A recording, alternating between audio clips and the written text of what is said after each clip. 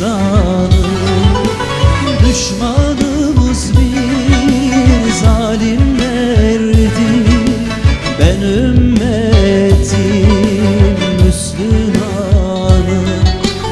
Düşmanımız bir zalimlerdi, ben ümmetim Müslümanım.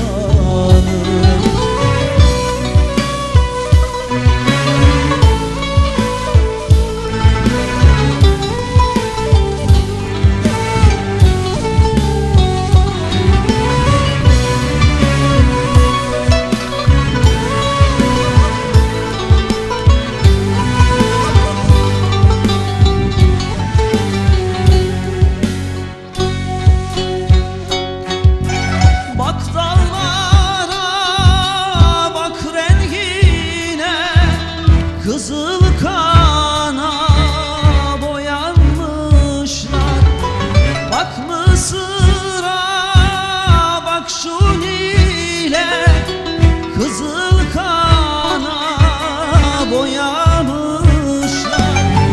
Filistin'de, Cezayir'de, Afganistan, Çeçenya'da ölen benim meydanlarda, yanan benim ateşlerde.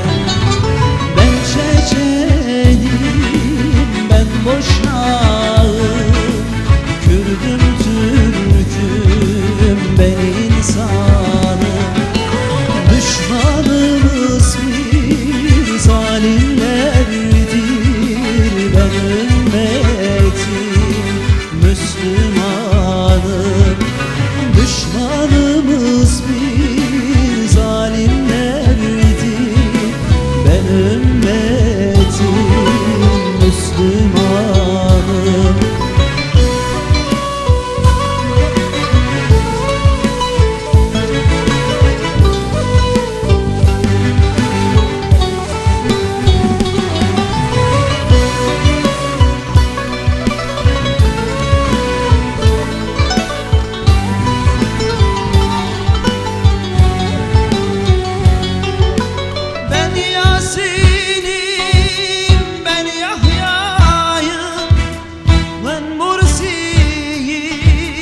Kardaviyim, ben Yasin'im, ben Yahya'yım, ben Mursiyim, Kardaviyim. El Halim, El Aksa'yım, ben Mısır'ım, Halepçe'yim.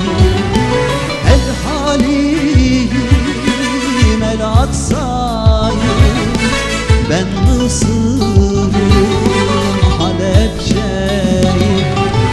Ben Çeçenim, ben Boşnağım, Kürdüm, Türk'üm, ben insanım. Düşmanımız bir zalimlerdi, ben ümmetim Müslümanım. Düşmanımız bir zalimlerdi,